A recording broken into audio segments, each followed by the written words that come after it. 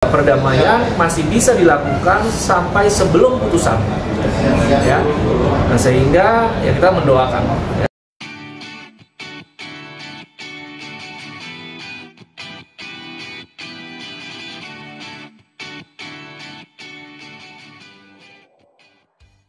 Sudah dijelaskan juga berkali-kali bahwa memang berdasarkan hukum acaranya yang wajib hadir adalah penggugat.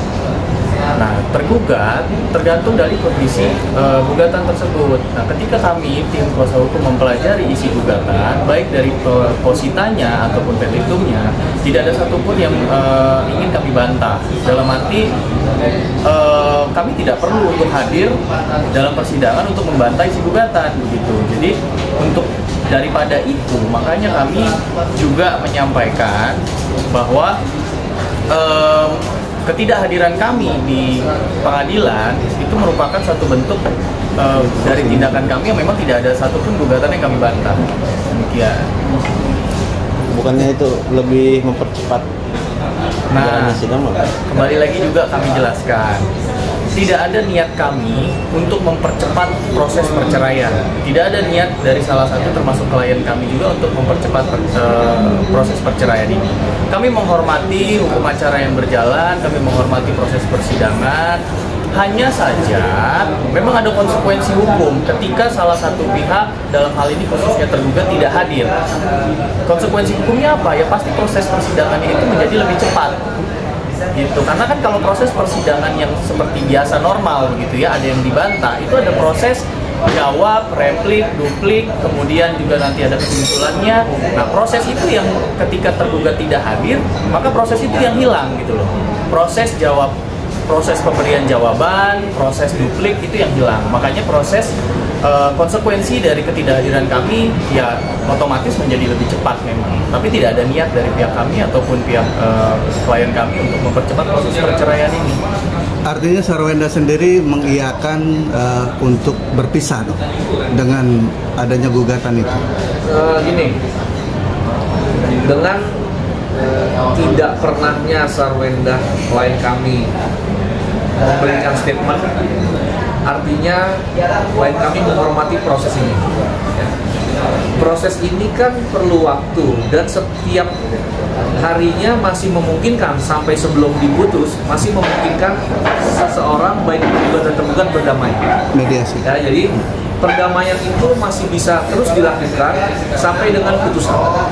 Ya, artinya kalau dibilang tadi klien kami setuju bercerai, tidak.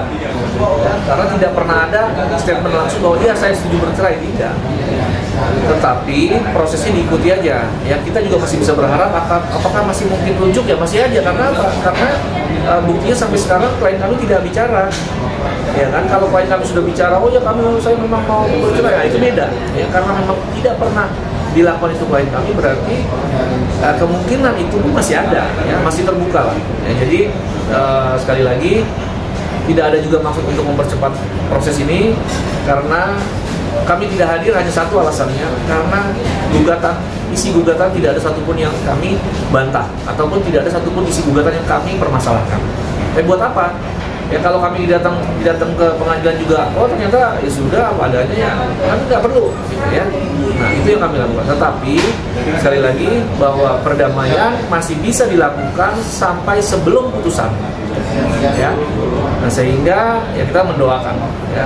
Tapi sekali lagi proses ini sudah berjalan, kita hormati aja. Apapun yang alasan klien-klien kami, tetapi kita hormati sebagai orang dewasa. Tetapi sekali lagi kita bisa lihat juga meskipun mereka berproses secara hukum satu sama lain, tetapi mereka kompak untuk tetap membahagiakan anak. Ya, itu yang terpenting dan menurut saya bisa menjadi pelajaran juga buat artis-artis lain bahwa orang tua yang berproses secara hukum atau bermasalah jangan mengurangi kepentingan anak.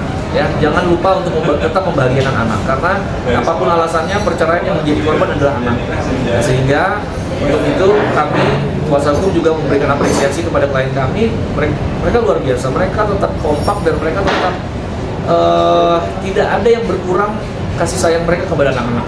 Ya, itu pun juga yang suka dipertanyakan mengenai hak asuh. Ya, dengan melihat kekompakan mereka, tentunya kita bisa simpulkan bahwa mereka tidak akan mempermasalahkan hak asuh karena mereka sama-sama ingin terus membahagiakan anak-anak mereka. Harusnya kan kalau memang Sarwenda tidak mau berpisah, paling enggak dia mengutarakan hal itu. Apakah selama ini ada obrolan? Terkait itu mungkin nanti akan disampaikan pada saat putusan. Ya. Klien kami tidak mau mendahului proses ini. Ya, kalau dia langsung menyampaikan semua, menurut kami itu mendahului. Ya, jadi dia sangat menghormati proses ini. Ya. Kalaupun memang ujungnya ada kemungkinan rujuk atau berdamai, ya itu udah jalannya gitu. Ya, tetapi dia tidak mau mendahului proses ini. Ya, tetapi setelah nanti putusan, kami yakin bahwa klien kami mungkin akan mau memberikan keterangan secara utuh. Paling tidak kan biar Ruben sendiri dengan statementnya Sarwenda tidak ingin bercerai, dia akan berpikir ulang kembali dengan gugatannya. Saya pikir tuh orang-orang yang sudah dewasa. Pada saat masuknya gugatan kan mekanisme perdamaian kan pasti sudah dilakukan. Ya, mediasi sebelum adanya gugatan kan pasti sudah.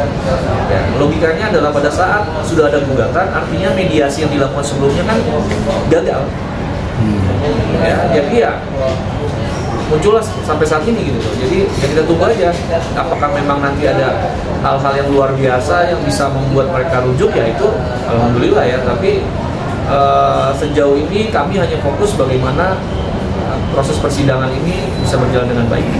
Tapi kan selama ini di sidang mediasi sendiri kan belum dijalani ya, karena menurut majelis hakim di sana, karena alamat yang dituju untuk gugatan itu sendiri kan masih belum ketemu. Nah, itu gimana jadi ceritanya? Ini mediasi itu yang paling efektif adalah mediasi di luar pengadilan. Ya, mediasi di pengadilan itu menurut kami itu hanya prosedural, ya, waktunya sempit. Ya.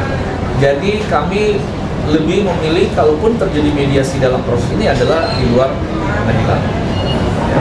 Nah, terkait alamat, tadi sudah kami sampaikan juga bahwa alamat ini panggilan pertama alamatnya surat gugatannya diterima karena rumah itu ada yang jaga.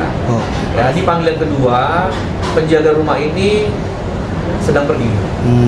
Ya, tetapi mungkin akan sering juga keluar, jadi kami juga nggak bisa pantau. Nah, sehingga untuk menghindari kejadian yang kemarin pada saat dipanggil tidak ada orang, kami sudah merubah alamatnya ke alamat yang memang nanti pada saat jurusita datang itu ada orang. Ya, jadi sudah kami sampaikan ke Bang Minola juga tadi kurang lebih sidangnya adalah menyampaikan alamat baru. Betul. Seperti itu. Bang, mungkin sedikit bocoran ngomong apa alasan ini untuk bercerai? Sudah nggak cocok kali. Ya, artinya gini, saya nggak bisa sampaikan alasannya, tetapi kurang lebih alasan perceraian rata-rata adalah pertengkaran karena memang sudah tidak ada kecocokan. Ya, tetapi detailnya seperti apa nanti setelah putusan. Mungkin selama ini ada Sarwenda sendiri ada curhat nggak sih Bang ke Abang gitu terkait permasalahan? Nggak ada. Kalau urusan pribadi seperti itu kami nggak masuk ke ranah pribadi. Kami murni hanya masalah relasi antara kuasa hukum dengan klien, sebatas masalah pemacara formilnya, materialnya itu saja. Jadi curhat seperti itu saya rasa enggak. Hubungan keluarga antara Ruben dengan Sarwenda sendiri seperti apa sih Bang? Seperti yang saya sudah jelaskan, terkait dengan hubungan keluarga bisa dilihatlah di medsos. Itu bagaimana RO dengan anak-anak, liburan bersama, foto bersama, kemudian juga dari klien kami Sarwenda juga bersama anak-anak. Jadi fokusnya benar-benar ke kepentingan anak-anak. Tapi untuk masalah harta bunuh diri atau yang lain seperti apa? Sudah dijelaskan juga oleh pihak Humas PN Jaksel bahwa dalam gugatannya tidak membahas sama sekali soal masalah hak asuh dan harta bunuh diri, murni hanya masalah perceraian. Tadi disinggung soal mediasi di luar sidang. Apakah kemarin pertemuan itu merupakan salah satu mediasi di ruang sidang dengan mereka bertemu gitu? Ya. Jadi saya menyampaikan bahwa yang terbaik adalah mediasi di luar persidangan. Betul. Tapi apakah ada mediasi itu sejauh ini kami belum dapat informasi. Ya, tetapi bukan kami tidak mau datang ke pengadilan untuk menghindari mediasi, bukan ya. Kami tidak datang ke pengadilan sekali lagi karena memang gugatannya tidak ada yang membebankan. Lalu berarti menghindari mediasi dong Bang? Tidak, karena mediasi itu yang paling efektif adalah mediasi di luar persidangan. Nah, apakah sudah terjadi apa belum ya? Mungkin berproses lah ya. Tetapi sekali lagi saya juga masih punya harapan ya, agar klien-klien kami bisa rujuk. Kenapa? Karena bagaimanapun anak-anak ini sangat perlu mereka. Tetapi sekali lagi kita hormati ya, apapun keputusan klien-klien kami, bahwa memang mereka harus melakukan proses ini dengan berat hati. Tetapi sekali lagi kami berikan apresiasi kepada mereka karena apa? Karena mereka tetap bisa fokus membahagiakan anak. Itu yang kami lihat. Kami komunikasi terus dan mereka tetap fokus untuk membahagiakan anak. Ya, dan terkait gonok ini, terkait asuh, menurut kami itu hal kesekian yang mungkin tidak akan dipermasalahkan oleh klien kami. Karena apa? Karena memang ujung-ujungnya itu semua untuk membahagiakan anak.